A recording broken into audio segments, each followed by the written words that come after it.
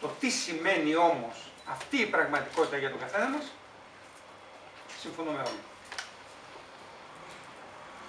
Ξεκλήρισμα μισθών και μεροκάματων, ανεργία που σπάει κόκαλα, ειδικά στις νέες ηλικίες,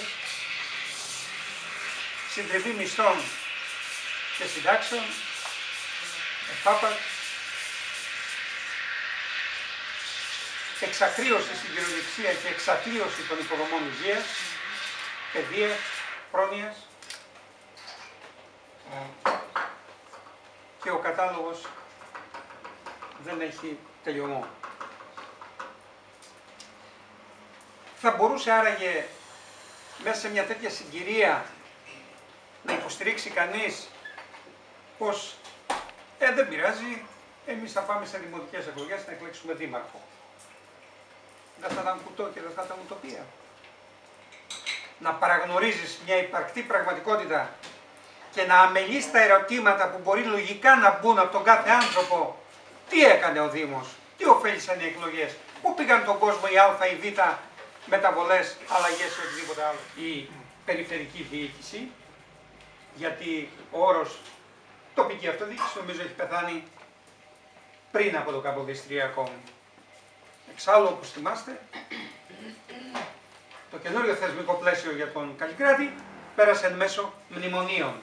Δεν φαντάζομαι εκείνοι που φέραν τα μνημόνια και τις σημερινές πολιτικές ότι είχαν κάποια ανόητη σπουδή να φέρουν και τον Καλλικράτη.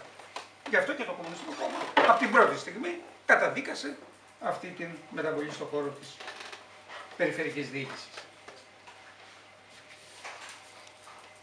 Τι ακούγεται γύρω μας, ή ποιο ερώτημα μπαίνει? Είναι πολιτικές λοιπόν οι εκλογές? Πρώτα απ' όλα, όχι μόνο η ενσωμάτωση των δήμων και των δημαρχών και των συμβουλίων στην πολιτική της Ευρωπαϊκής Ένωσης, του καπιταλισμού των μονοπωλίων, με εργαλεία τα μνημόνια για τις κυβερνήσεις που έχουν στα χέρια τους, αλλά η ίδια η συνύπαρξη των εκλογών που θα γίνουν μαζί και με τις ευρωεκλογές, και μάλιστα παρά την πρόταση του Κομμουνιστικού Κόμματος θα πάνε στο δεύτερο γύρο των εκλογών της τοπικής διοίκησης τις ευρωεκλογές, με κάποια προβλήματα.